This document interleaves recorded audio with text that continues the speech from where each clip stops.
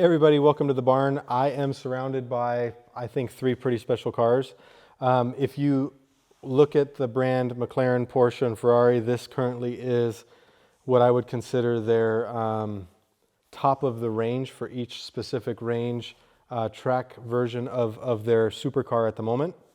Obviously the 675 LT is now already being replaced with the 765. However, that car's not out yet. The first deliveries won't be for at least another 6 or 7 months. So at the moment, this is McLaren's representation into this class. The GT2 for the 992 version, we haven't even seen snippets of the GT3, let alone the 3RS or the 2RS. So this is currently the Nürburgring lap record holder with the MR kit on it. With the non-MR kit, I think it's just a couple seconds behind what Aventador claimed that they did on the track as well. And then obviously we have the Pista, which is still getting delivered to customers. So it is actually currently in production with Ferrari. But in the videos that I've done, namely where I did talked about the alignment setup on the Pista, a lot of questions have come to be, whether it be on Ferrari chat, YouTube channels, different forums that I've seen. There's been a lot of questions about how do these three cars compare? Oftentimes it's the Pista and the GT2, and I can also bring you a lot of insight to the 675. I don't have anything from Lamborghini. I've never been a big Lamborghini fan. It's just my personal taste, but we could also bring a Performante in and probably make a similar comparison later on. But I think for me, these are the three classic current supercar track cars: lightweight, more emotion, and just basically designed to be as fast as they can make them and still make them street legal. So I have a series of topics that I want to present with you guys, because it's mostly taken from stuff that I have seen people talking about. If I go to my notes here, I'll go through them really quick so you understand what it's going to be. Lap time, so overall lap time on the Nürburgring, seating position, front end grip, emotion, acceleration, which can also be seen as rear end grip, the looks from the exterior, the looks from the interior, and that might mean emotion, the layout, etc., as well as the out-of-the-box readiness for the racetrack, and finally the prestige here at the Nürburgring. The prestige here at the Nürburgring carries a lot of different factors, which I'll go into as well. Let's make a note that I'm going to talk about the interior as well. So let's talk about the lap time of these cars. I don't think there's a whole lot of surprise if I tell you that this right here is the fastest. This has the full Manthey Racing conversion kit, which is basically a replica of the Manthey Racing GT2RS MR that set the 6 minute and 40 second Nürburgring lap record. So I don't think it's too much confusion when I say this is the fastest car. The second fastest car is the Pista, hands down. With Sport Auto, it did a 7 minute official lap time.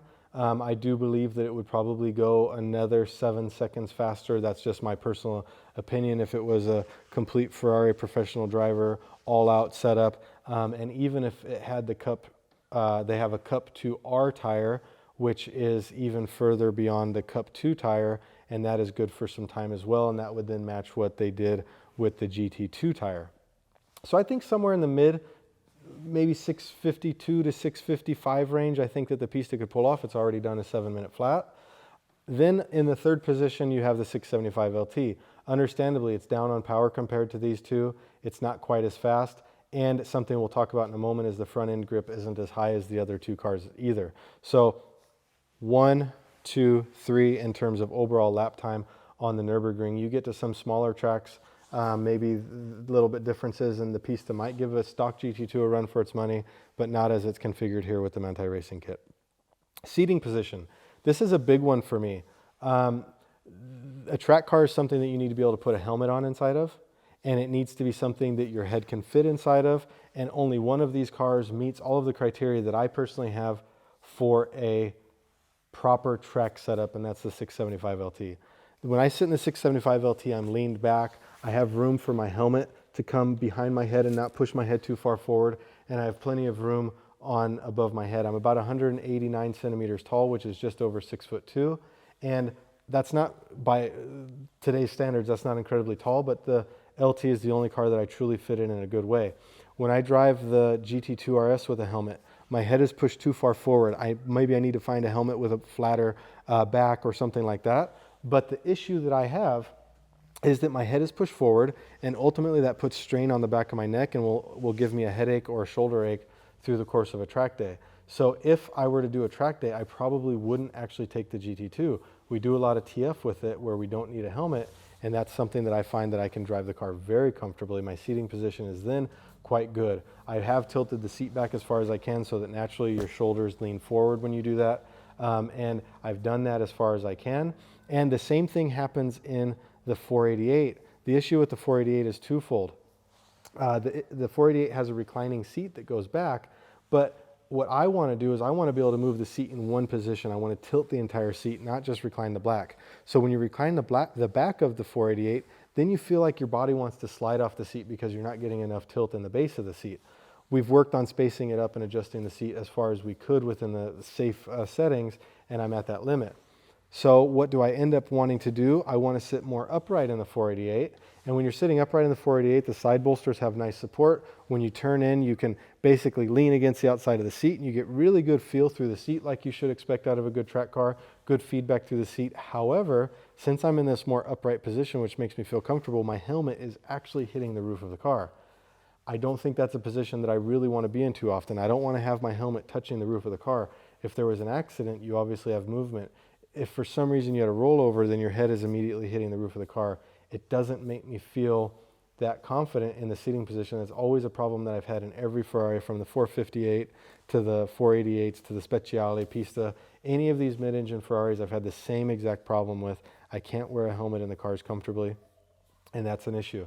So when I did my POV video, which you see on my channel and now on Misha's channel as well, I had the GoPro right here, and I actually reclined the seat further than I wanted to be so that you guys could see out the front of the car. So that wasn't even my natural driving position. So that was one area that the 675 LT hands down stands out. Driver's position, you're tilted back, your head is in the perfect space, you have great situational awareness, and you're almost leaned like you're in the cockpit, almost more, you know how Formula One is really leaned back, it's almost more in that direction, where these two cars are more upright position, and that is something that's hard for me. Now, again, the Porsche I might be able to completely correct with a helmet that has a narrower back, and that could solve that problem, but I think it's still going to be an issue because the LT just shows me how good it can be.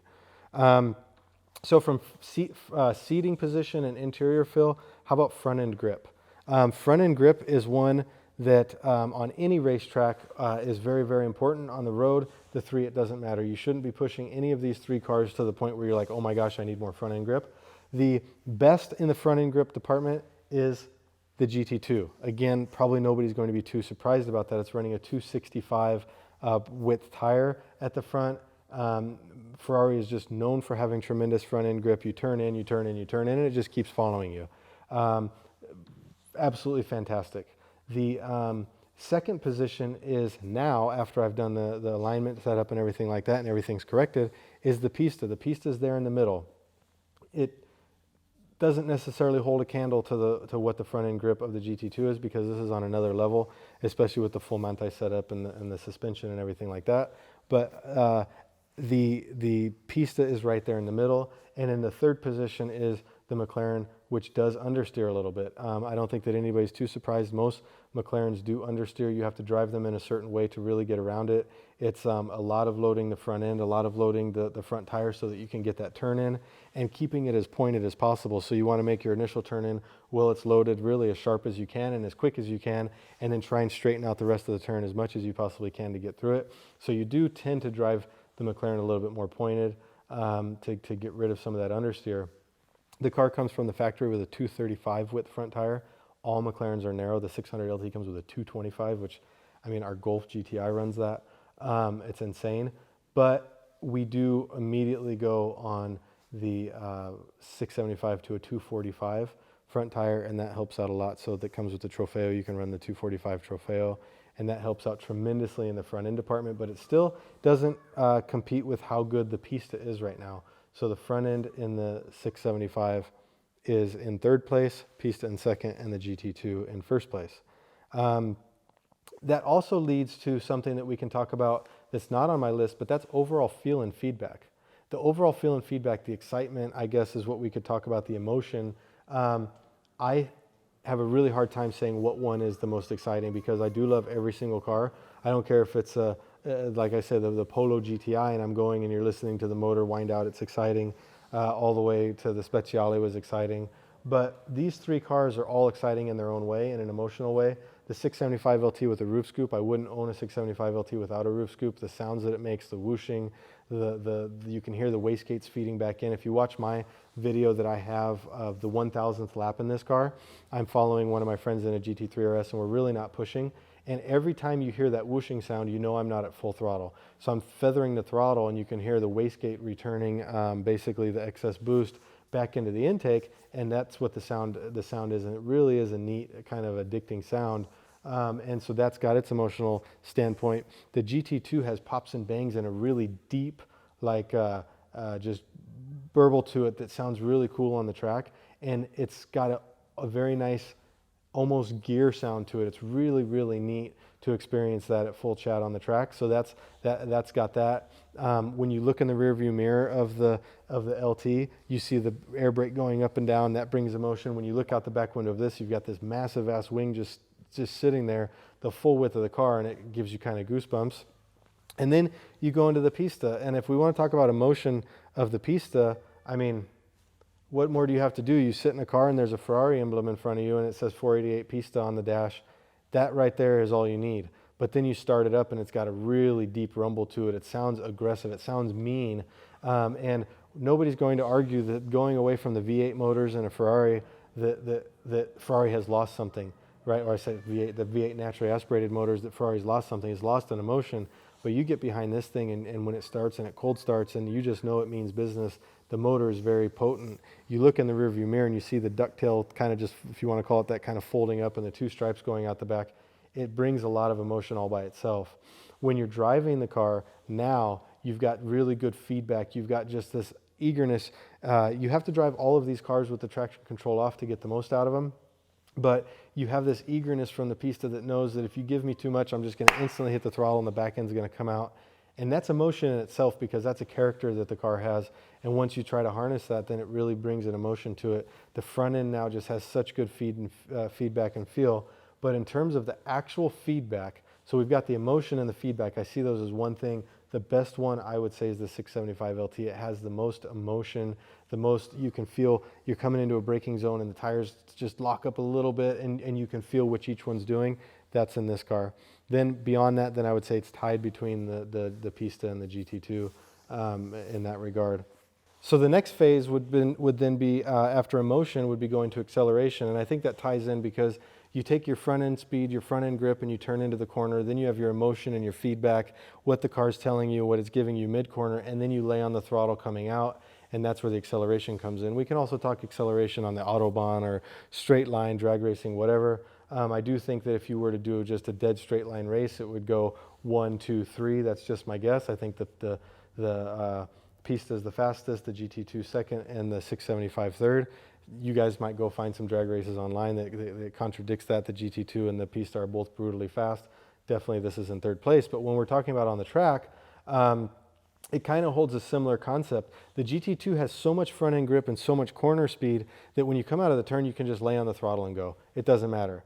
And the car just hooks up. The Pista is, I think, since it accelerates a little bit faster from the apex, that also has to do with the fact that we're at a little bit lower corner speed, so you get that difference of that initial rush coming out of the turn, and it also is there, like I said earlier, with all the traction control off, it's like you're working it and just saying, okay, I'm full throttle, but at any moment this could go because the way I have it set up, it's got the perfect balance between the front and the back. And then in third position, you've got the 675 LT. I don't think that's any surprise. The 3.8 motor that's in it is, it's a quite old motor, if you would. It came all the way back from the 12C generation. It does have a little bit of boost lag or turbo lag. But if you drive it right, you don't feel like it spools up and then goes, but it comes on more linear. And with the GT2 and the Pista, it just comes on like a hammer. Right when you go, it goes. And these ones, the 675 just doesn't have that urgency out of the corner. So I would say, obviously, corner speed and out of the corner, the GT2 is the fastest since it's the fastest all the way around the track. The Pista is just behind it and the 675 behind that. And that gives you an idea of how the acceleration works from the three. The looks on the exterior, that's subjective. You know, people say, oh my gosh, this looks like a Beetle. you know, or who knows what the Ferrari looks like, a Corvette. You know, there's all these things that everybody says, but when you take and look at each of these cars from their perfect angles and the right angles, they're absolutely beautiful, each one of them, and I don't think that I would say that I like the look of any one of them more than the other. Many people say that the Pista is the most beautiful car that I have. If you're a Porsche fan, you're going to say the GT2 is.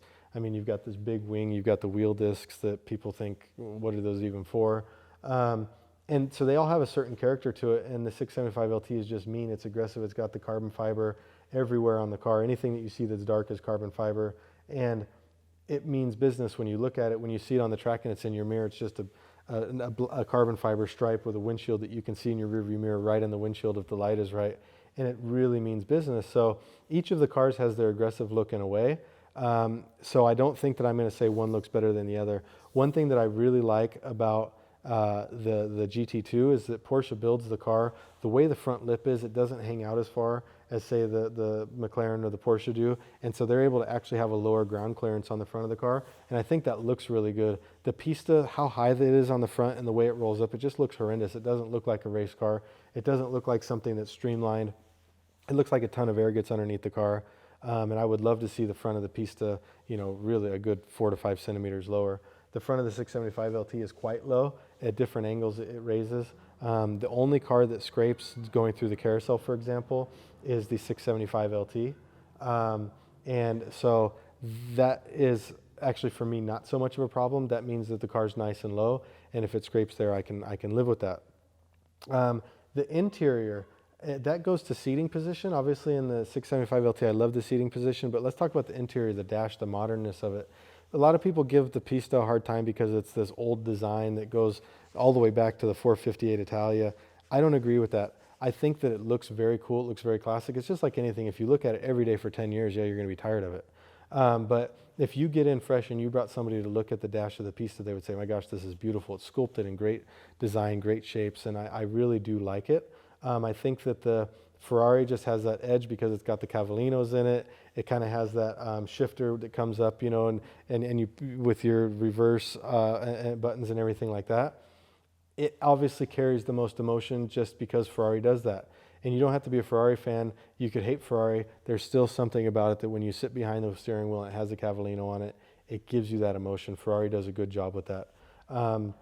The styling of the interior, the cleanliness, the quality of it is top-notch on all three cars. I've actually had no issues with the interior of any of them. The Porsche is also neat. When you start it, you get the silhouette of the GT2. That's really cool. And you just have this seriousness to it. You've got the carbon fiber with the Weissach badge on it. And there's just a seriousness to it. And it looks really, really cool.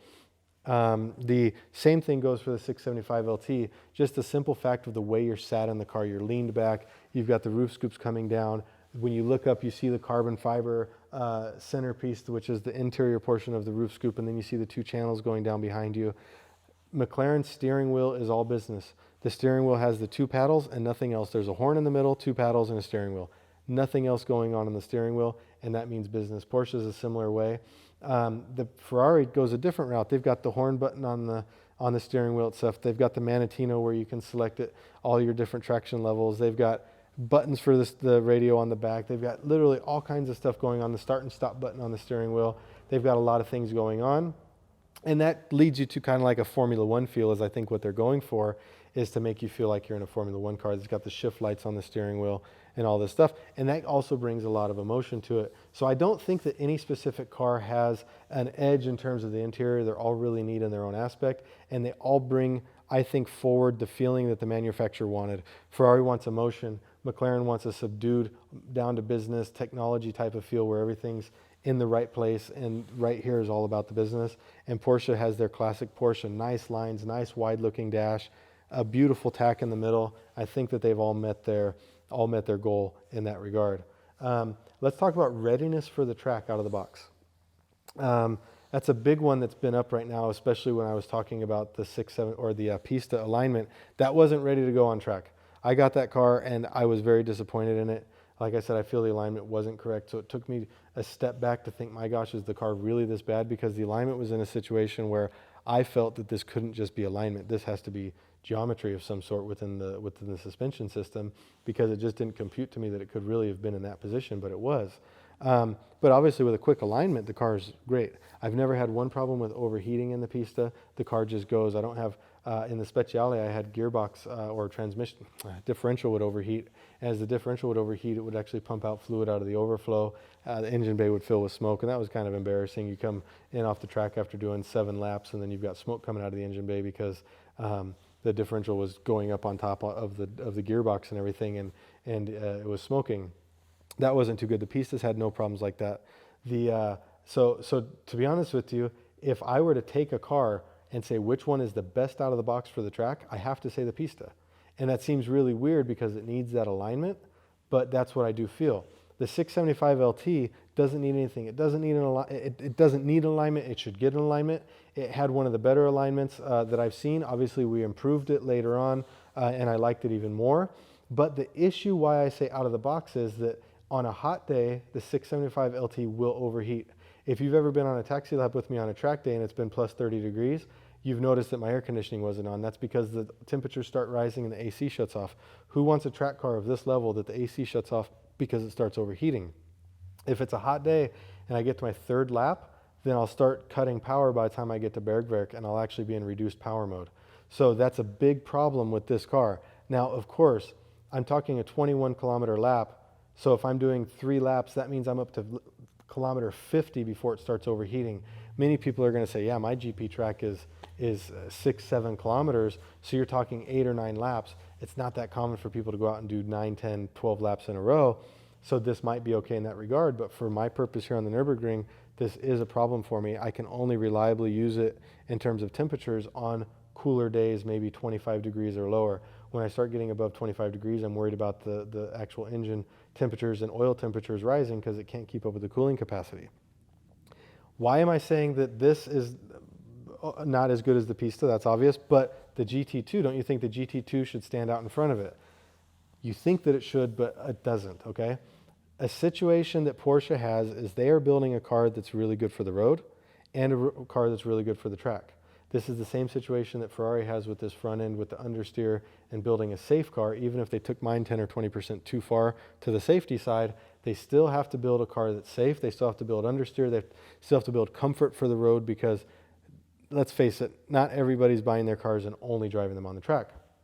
So with the GT2, what you have is a car that has tremendous front end grip. It comes with spherical bushings, so uniball bushings. It's really ready for the track.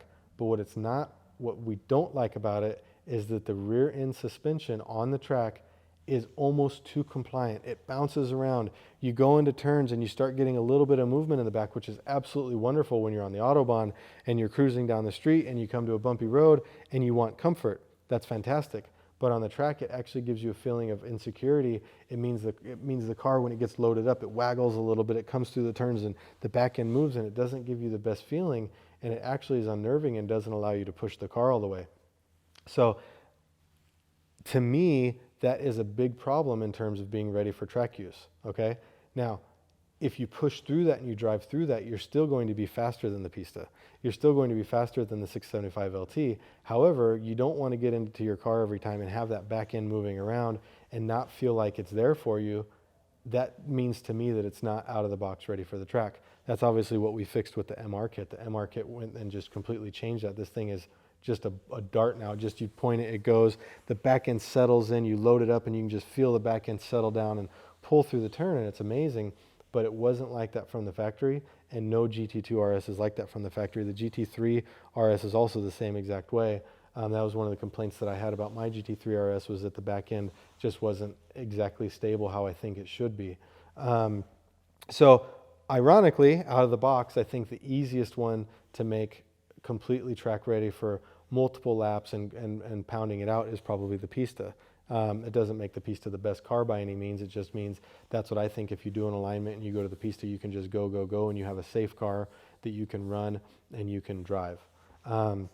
It made me think of another thing. What do I think is the easiest car to drive of the three? I think that the GT2 has been nicknamed something along the lines of the Widowmaker, and I think that's a good name for it. It's a car that you really need to know what you're doing if you're going to push hard. It's a car that you need to make moves and you need to be confident in those moves. A lot of cars you can trail brake into a turn and bring the back end around. If you do that wrong in the GT2RS, you're going to bring the back end all the way around. It's got so much weight out the back that you need to really work and come smooth into the turn, and with a lot of speed and a lot of confidence. Braking in the turn is one of the worst things that you can do with it, because that will swing it around in a pretty aggressive manner. When it has cold tires, I just went out the other day and I went on tires that hadn't been driven on in probably 2 months, and I got to T13 and I was undertaking a car into the turn, and I knew right as I lined up, I said, well, I'm committed, I'm already at speed, and I was just ready to counter steer, and sure did, because right as I was braking in, I had to start turning in, and the back end just, a nice controlled slide through the turn, but that's what this car will do if you're not ready. So you need to take nice, wide, smooth lines in, but carry a lot of speed to keep everything moving at the same momentum, if you would. So that would make this probably the most difficult car to drive. And then in second, you have the Pista, and that's because it does have that brute power. Again, like I said, if you leave all the systems on, the Pista's a baby. You can't even go full throttle with the steering wheel turned 3 degrees. But if you turn everything off and you come out of the turn and you hit the throttle too hard, it's going to go. And the way that the Pista accelerates, you can get yourself in big trouble because it's a bullet. It just goes. So I would say that's in the middle position. And then the easiest of the three to drive, and I'm not saying the easiest of the three to drive as in it's a cinch to drive, it drives for you. It's just the easiest of the three is a 675 LT. You turn all the systems off. You have very good feedback. You know what every corner of the car is doing. You have good response from the brakes. It's consistent every single time. And you can apply full power out of the turns and it hooks up and goes. So that does make, of the three, this to be the easiest car to drive in my opinion, even though you're overcoming a little bit of understeer and things like that, but it does make for an absolute pleasure to drive. And finally, our last topic is prestige at the ring. So I think that that's kind of a silly one, but a lot of people buy cars based on it. I didn't buy a Porsche for a long time because I didn't like the fact that I saw a Porsche every 2 seconds. No matter where you go, you see a GT3RS. And I really, for my take, I want something different. I am a different person. I don't, maybe eccentric or whatever you want to call it, but I want to be my own style. And I think everyone's probably refers to me as the McLaren guy. You know, I've always got McLarens, and that's what I run on the track a lot. But I don't think there's any arguing that this is the king of the ring, that everybody sees this and knows what it is and is like, oh crap, there's the GT2RS MR. And it means serious business around here. And then you have a lot of McLarens. McLarens are seen as obviously very fast cars, very well accelerating cars, and you don't see so many of them. So they're kind of, people get attracted to it because the doors go up and, you know, it's bright orange and different things like that. So it has its own characteristics. And then you've got the Pista. Everybody knows Ferrari Pista. Most Ferrari drivers don't drive them very fast. So when I take the Pista out and I do a hot lap and I go have fun with it, people message all the time, oh man, I saw the Pista on track. It was so cool to see it out there today. I get countless messages like that. So I think it's neat that each car has its own qualities. Obviously, like I said, the GT2 has the biggest reputation at the ring, just because of what Porsche and Manthey Racing did with it in terms of records and just always out there flying with them. And you don't see so many of them. The Pista is what you probably see the least of on the Nürburgring. It's one, because they're new, and two, because the people aren't getting them out on the track as much. And then the 675 LT, you see a little bit. I guess you were seeing a little bit more regularly than the other two, if you want to go to an MR. And I can remember probably about a good 10 or 15 that I've seen on the ring. And obviously this car's done 1,000 laps on the ring, so anybody that's here regularly has seen this car on track. But I think they all have their own special element that talks to people who see it and talks to the owner and the driver. From my perspective as an owner, it doesn't make me feel any more special to be on the track in any of the cars.